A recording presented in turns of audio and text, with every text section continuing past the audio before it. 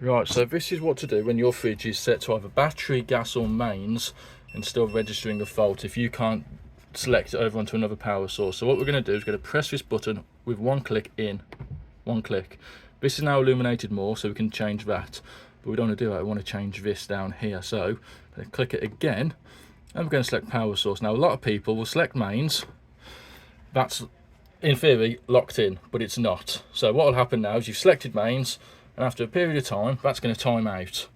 Once that times out, it will default back to its previous power source. So we'll give it a couple of moments, and that should very quickly start to go back.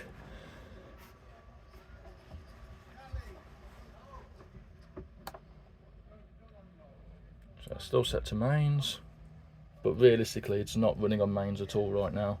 See, it's gone straight back to the battery symbol, as you can see right there. So to lock it in, as I say, press the button, cycle down to the power supply that you want, go through, go on auto, battery, gas, mains, but whatever you want to run it on, put it onto your mains or your gas, whatever, then go down to the return button at the bottom, press to lock it in, and there it's switched. And that is how you switch over from different power sources. These fridges will always do it.